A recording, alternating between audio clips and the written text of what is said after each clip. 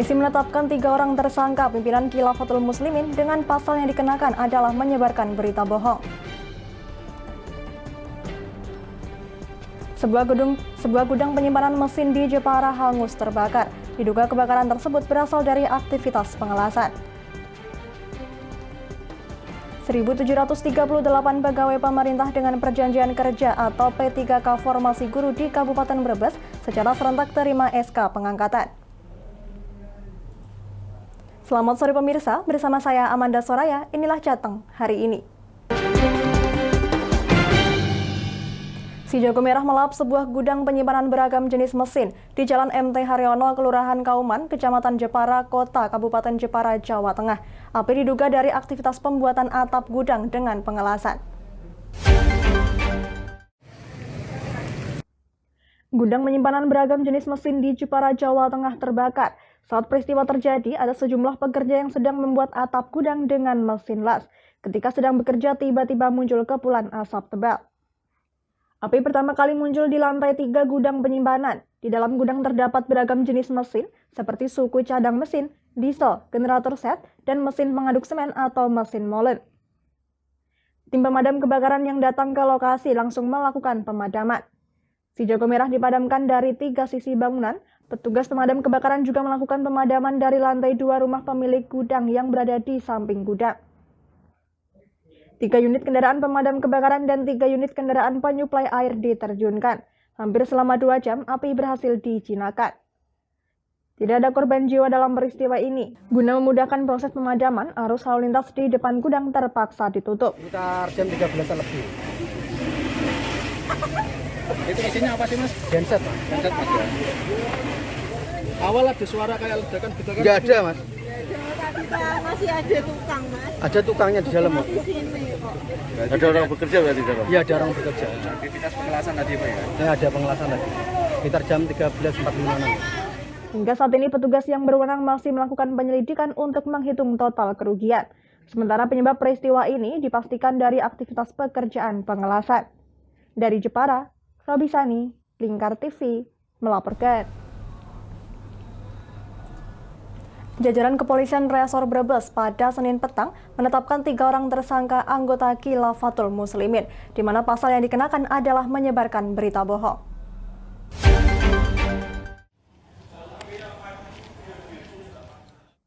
Konvoi yang dilakukan kelompok Khilafatul Muslimin di Kabupaten Brebes berbuntut panjang. Atas aksi konvoinya, polisi melakukan penyelidikan keberadaan kelompok tersebut. Kini polisi menetapkan 3 tersangka yang menjadi tokoh berpengaruh dalam kelompok tersebut. Mereka adalah G, AS, dan D. Mereka merupakan pimpinan cabang Khilafatul Muslimin Brebes, pimpinan ranting, dan koordinator lapangan. Di Kabupaten Brebes, kelompok ini tergabung dalam struktur Umul Quro dan beberapa cabang atau kemasulan. Kemasulan Khilafatul Muslimin di Brebes tersebar di beberapa titik. Di antaranya Kemasulan Pembatan Wonosari Brebes, Kemasulan Ulu Jami Comal Pemalang, Kemasulan Tengki Brebes, dan Kemasulan Sigentong Wonosari Brebes. Kelompok ini sudah berdiri dan melakukan syiar di Kabupaten Brebes sejak tahun 2014 lalu. Kapolres Brebes AKBP Faisal Febrianto mengatakan, pihaknya telah melakukan pemeriksaan terhadap 16 saksi termasuk saksi ahli pidana, saksi ahli sosiologi, saksi ahli agama, dan saksi ahli bahasa. Berdasarkan bukti-bukti dari penyidik, telah menetapkan 3 tersangka dari jamaah Khilafatul Muslimin. Untuk pasal yang dikenakan adalah Peraturan Hukum Pidana Nomor 1 Tahun 1946 Pasal 14 Ayat 1 dan Pasal 15 dan atau 107 Junto 53 Undang-Undang KUHP. Dari hasil pemeriksaan itu, inti dari permasalahan tersebut adalah menyebarkan berita bohong kepada masyarakat, sehingga menyebabkan keonaran dan keresahan di tengah masyarakat. Pemeriksaan saksi kurang lebih dari 16 saksi, termasuk saksi ahli, yaitu ahli pidana, ahli sosiologi, ahli agama, dan ahli bahasa. Kemudian berdasarkan bukti permulaan yang cukup dari pemeriksaan-pemeriksaan tersebut, kami penyidik menetapkan 3 orang tersangka dari jamaah Khilafatul Muslimin. yaitu yang pertama adalah saudara G, kemudian yang kedua AS, dan yang ketiga saudara D. Sementara kuasa hukum kelompok Khilafatul Muslimin Thorikin mengungkapkan terkait pasal yang disangkakan sudah memenuhi unsur, yaitu berkaitan dengan penyebaran berita bohong. Namun sebagai penasihat hukum, pihaknya akan tetap berupaya paling tidak terkait dengan unsur-unsur yang lain. Ya intinya kami memang tidak bisa mengelak karena memang ini sudah dua unsur memenuhi, sehingga ini haknya penyidik untuk meningkatkan statusnya menjadi tersangka, dan kami sebagai penasihat hukumnya tetap kami akan mengupayakan biar yang terbaik untuk klien kami. Barang bukti yang diamankan diantaranya papan kampanye, buku-buku tentang khilafah, struktur kepemimpinan Khilafatul Muslimin Brebes dari Ummul Qura atau cabang hingga tingkat ranting atau kemasulan. Alat peraga tersebut digunakan untuk melakukan syiar tentang khilafah, termasuk maklumat yang dibagikan untuk masyarakat. Dari Brebes, Gus Fadilah, Lingkar TV, melaporkan. Para pedagang di bagian sayap alun-alun Kembang Joyopati mengaku dagangannya tidak terlalu laku. Hal itu diungkapkan langsung oleh Kepala Dinas Perdagangan dan Perindustrian Hadi Santosa terkait adanya keluhan pedagang tersebut. Pihaknya mengaku akan mengevaluasi kekurangan yang ada. Para pedagang di bagian sayap kiri dan kanan alun-alun Kembang Joyopati mengaku dagangannya sepi dan tidak terlalu ramai pembeli. Hal itu diungkapkan langsung oleh Kepala Dinas Perdagangan dan Perindustrian Kabupaten Pati, Hadi Santosa.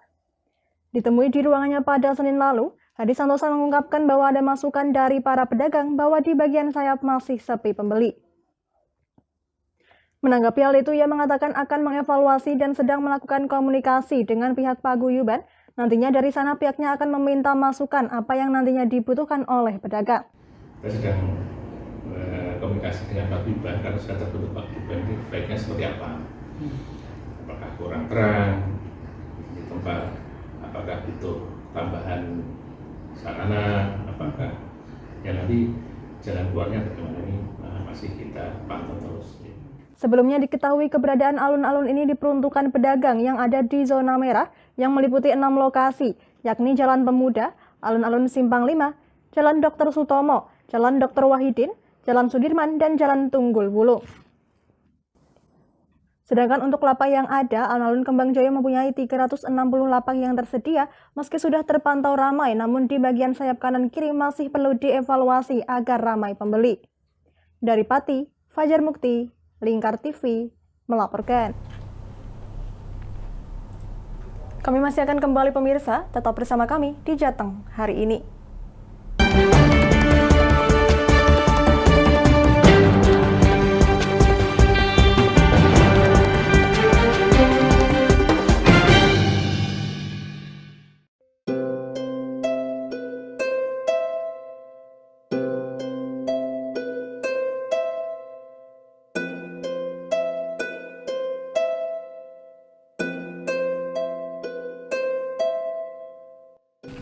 Wah iki yo siaran TV apik temenan.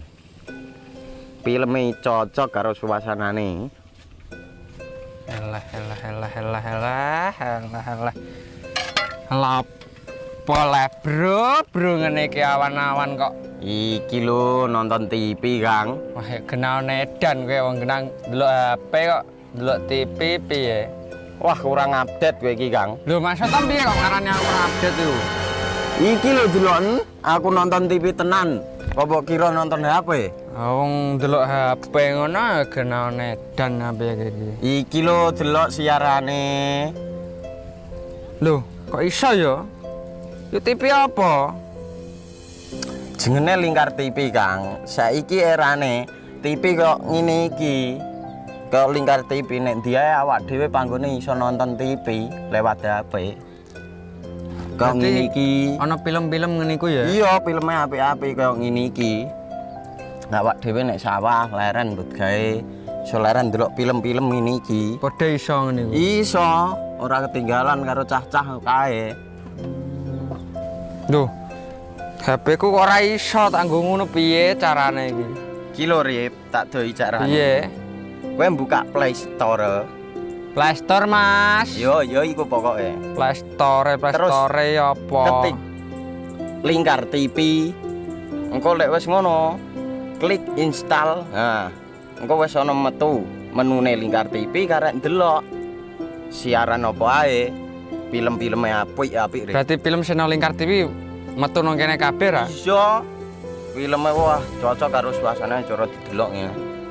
Oh, wis iki iso iki. Iya metu kabeh ngene TV-TV wah. Iya. Kondiange ya. Makane Lingkar TV ku filme apik-apik kabeh. Iya, aku ngene kok. Lagi retiki aku malah. Sekolo Iya. ana bocah-bocah ajak ndelok. Heeh, ben seru nang kene ya, kawan. Wabek. Rene lo. Tak deloki apik-apik ana film Jos iki.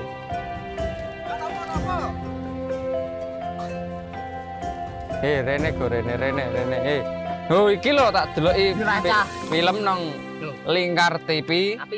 Solutif dan terpercaya. Tonton siaran Lingkar TV melalui aplikasi Lingkar TV di Play Store. Dengan cara ketik Lingkar TV di pencarian Play Store, kemudian tekan install. Mudah bukan? Nikmati tayangan-tayangan menarik dari Lingkar TV kapanpun dan dimanapun Anda berada. Tinggal tekan menu Lingkar TV di HP Anda dan selamat menonton!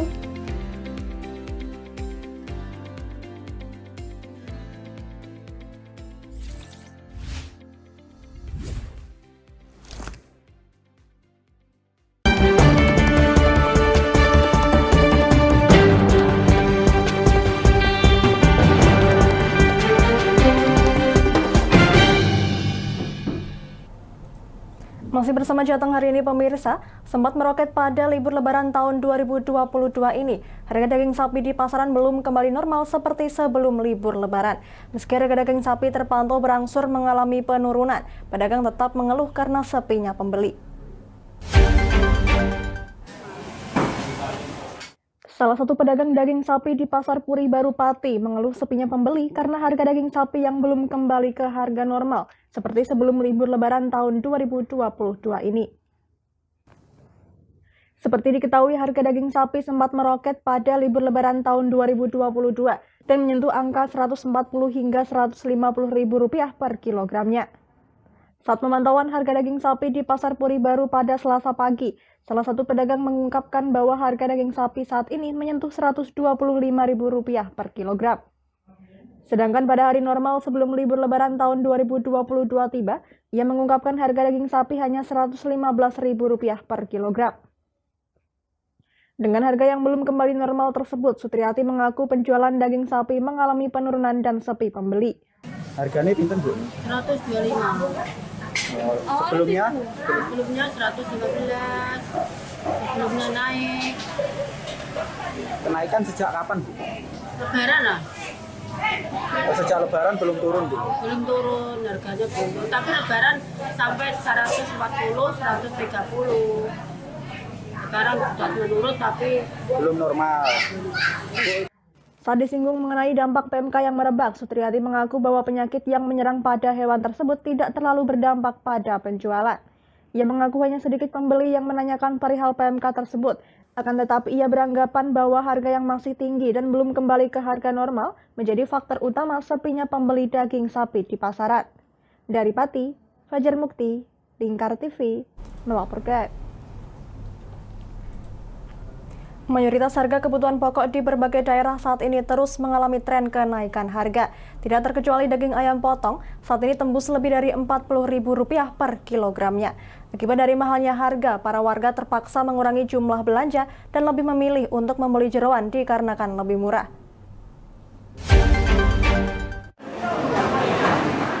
Seperti yang terjadi di salah satu pasar tradisional di Kabupaten Batang, Jawa Tengah, tren kenaikan harga tidak hanya dikeluhkan oleh para warga atau konsumen. Para pedagang mengaku sangat merasakan dampak dari naiknya harga ayam potong yang berimplikasi pada omset penjualan turun drastis. Usai Lebaran Idul Fitri sempat stabil, Namun tidak berlangsung lama, daging ayam potong sendiri harganya saat ini terus meroket tajam. Bahkan tiap harinya mengalami pergerakan harga, yakni dari normalnya hanya di kisaran 28 sampai 30-an ribu rupiah per kilogram. Saat ini tembus ke harga 40.000 per kilogram. Melambungnya harga daging ayam sangat memukul masyarakat. Di tengah usaha pemulihan ekonomi pasca pandemi COVID-19, langsung dihantam dengan harga sembako yang terus mengalami tren kenaikan harga. Seperti yang terjadi pada komoditi tersebut yang terus mengalami pergolakan harga dan cenderung naik. Beli ayam. Kok nggak daging? Anak sih sudah. Jeroan. Dagingnya mahal sih Mas daging. Suasana prihatin tidak hanya dialami para konsumen atau masyarakat yang menghadapi kenaikan harga sejumlah sembako. Salah satu pedagang daging ayam potong Asih mengatakan, sejak terjadinya tren kenaikan harga, dirinya terus mengalami penurunan omset yang cukup signifikan. Daging ayam 40. Besok naik lagi. Berapa? Ya nggak tahu. Naik Sudah berapa? diberitahu tapi kan nggak tahu naiknya. Naik lagi gitu. Yang penting besok naik lagi. Udah berapa lama, Mbak? Ya habis lebaran. Lebaran loh. Ya berkurang. Berkurang omsetnya? Menurun. Menurun. Biasanya sehari mampu berapa? Kalau masih 50 kilo. 50 kilo. Terus sekarang Sekarang turun tuh. Sekarang 30 kilo. 30 kilo. Pasokan kurang. Terlalu mahal harganya. Peran serta pemerintah dalam menstabilkan harga dengan intervensi harga di pasaran sangat dinanti oleh masyarakat supaya tidak semakin meroket dan terkendali sehingga tidak semakin memberatkan beban warga di tengah pemulihan ekonomi. Dari Batang, Ahmad Revaldi Krisna, Lingkar TV, melaporkan. Jangan kemana-mana pemirsa, kami akan kembali usai jeda pariwara. Tetap bersama kami.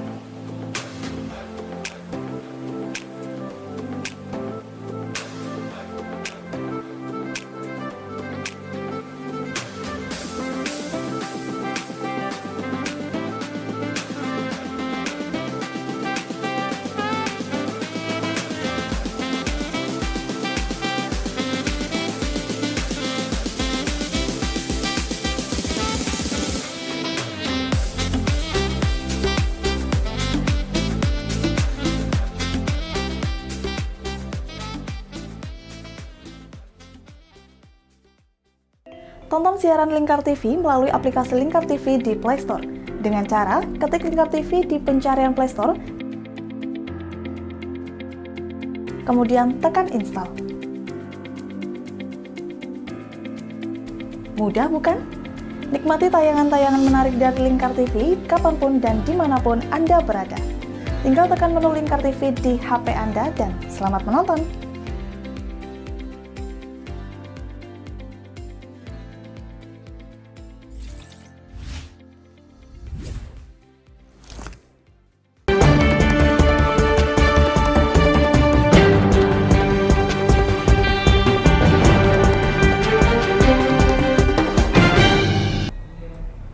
Anda masih menyaksikan Jateng hari ini pemirsa. Pemerintah Kabupaten Kendal mulai memperbaiki infrastruktur Jalan Biting Jening yang menghubungkan wilayah Kecamatan Limbangan dengan Kecamatan Singorojo.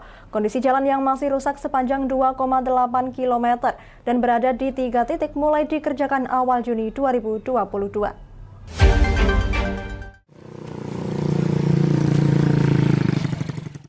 Kepala Dinas PUPR Kendal Sugiono mengatakan, selain perbaikan jalan cor beton, juga perbaikan jembatan dan 10 titik gorong-gorong. Kondisi terparah di Dusun Watu Lawang yang sudah beberapa kali mengalami longsor. Untuk itu pengerjaan untuk bagian bawah berupa borpil dengan bagian atas berupa talut beton. Jalan ini dibangun tahun 2019, kemudian tahun 2021 terjadi longsor dengan kedalaman longsor sekitar 6 meter, sedangkan panjang sekitar 50 meter. Nantinya akan dibangun menggunakan borpil, kemudian dibuat talut dari cor beton, seperti yang sudah diterapkan di Kaliwungu Selatan. Bahkan sumber air nantinya akan dibuatkan saluran tidak melalui badan jalan agar jalan tersebut tidak selalu basah. Di sini di atas ada mata air, Kemudian yang kedua, jenis tanah di sini kalau kena air itu akan jadi lunak. Nah, kemudian di atasnya ada beban, maka mereka akan berjalan bersama-sama sepanjang 50 meter ini. Sliding, bahasa di teknik sliding. Sliding ini dia akan membentuk sudut gelincir alam namanya. Nah, untuk menghindari ini maka nanti ini kan dari mata air dari atas itu kita kumpulkan, nanti tidak boleh masuk ke bawah tanah yang sebelumnya kita alirkan ke sini. Di situ ada gorong-gorong, nanti buangnya jauh di sana pada mencari tempat yang tanah sudah stabil. Kepala Desa Cening Kecamatan Singorojo Budi Raharjo sangat senang dengan adanya perbaikan jalan di desanya karena sudah 35 tahun kondisinya rusak. Dia pun mewakili warganya mengucapkan terima kasih kepada Pemkab Kendal melalui Bupati dan Dinas PUPR yang telah memenuhi permintaannya untuk memperbaiki jalan.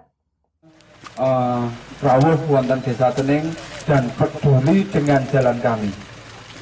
Masyarakat kami adalah masyarakat yang paling sabar di Kabupaten Kendal karena kami mengalami jalan yang rusak hampir 35 tahun. Untuk itu, saya atas nama masyarakat Desa Cening menghaturkan beribu-ribu terima kasih. Bupati Kendal Dikoim Ganinduto berharap potensi yang ada seperti wisata Selo Arjuna semakin berkembang.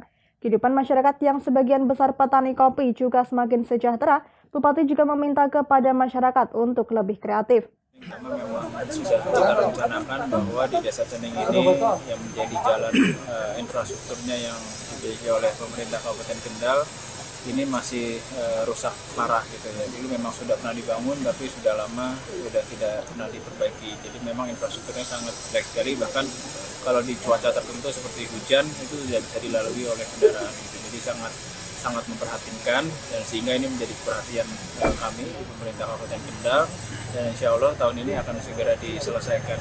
Jadi kalau yang ada di Desa Cening dan sekitarnya ini rencananya ada 2,8 kilo yang akan kita bangun beton, dan juga total anggarannya kira-kira sekitar 7 miliar. Itu akan kita bangun, dan ini adalah masuk dari 13% jalan kabupaten yang belum diselesaikan. Terkait dengan kondisi infrastruktur jalan di Kabupaten Kendal, Bupati mengatakan masih ada sekitar 13% yang kondisinya rusak. Targetnya pada tahun 2022 ini bisa memperbaiki sampai 9%. Sisanya akan diperbaiki di tahun 2023 sehingga seluruh infrastruktur jalan di Kabupaten Kendal kondisinya sudah baik. Dari Kendal, Muhammad Arya, Lingkar TV, melaporkan. Sebanyak 1.738 pegawai pemerintah dengan perjanjian kerja atau P3K untuk formasi guru di Kabupaten Brebes secara serentak menerima surat keputusan atau SK pengangkatan. Penyerahan SK pengangkatan itu dilaksanakan di Stadion Karangbirahi dalam apel pagi yang dipimpin langsung Bupati Brebes Iza Priyanti. Saudara-saudara ucapkan. Ribuan guru P3K itu sebelum menerima SK pengangkatan juga diambil sumpah dan menandatangani kontrak kerjasama dengan Pemkab Brebes untuk 5 tahun ke depan. Bupati Brebes Iza Priyanti meminta para guru P3K yang telah menerima SK pengangkatan tersebut wajib kreatif dan memahami regulasi sebagai aparatur sipil negara atau ASN. Mereka yang kini berstatus ASN tersebut diharapkan juga lebih meningkatkan kinerja serta memberikan pelayanan terbaik bagi masyarakat dengan profesionalisme yang tinggi. Iza Priyanti mengatakan sebanyak 1.738 P3K guru menerima SK untuk tahap pertama. Munculnya perubahan selama pandemi COVID-19 ini menuntut perubahan dan inovasi metode pembelajaran. Harapannya semua guru P3K yang dilantik ini bisa menjawab tantangan tersebut.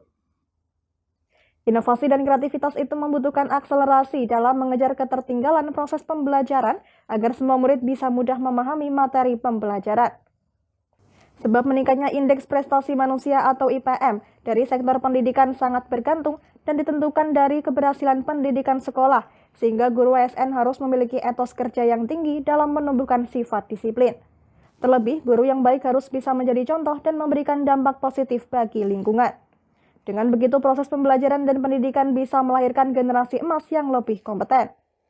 Ya, harapannya setelah mereka menjadi pegawai P3K guru Kabupaten Brebes, tahun 2021 ini sebanyak 1.738. Ini yang tahap pertama. Besok tanggal 9 ada lagi, tentunya agar kinerja mereka di dalam memberikan pendidikan kepada anak-anak akan lebih semangat, akan lebih baik. Mereka akan punya inovasi dan terobosan-terobosan dan disiplin, dan akan terus memberikan kualitas pendidikan kepada anak-anak kita biar lebih maju dan lebih bagus. Status guru P3K dan PNS sama-sama digaji pemerintah dan bekerja sesuai undang-undang. Hanya saja P3K sebagai ASN terikat perjanjian kerja yang diperbarui tiap 5 tahun sekali. Sedangkan dalam pelaksanaan kerja dan penghasilan serta tunjangan tidak ada perbedaan dalam golongan baik PNS maupun P3K. Dari Brebes, Gus Fadilah, Lingkar TV, melaporkan. Berita tadi sekaligus mengakhiri kebersamaan kita kali ini. Terus saksikan Jateng hari ini setiap pukul 17 waktu Indonesia Barat hanya di Lingkar TV. Kini saya Mada Soraya, mewakili seluruh kerabat kerja yang bertugas pamit dari hadapan Anda. Terima kasih dan sampai jumpa.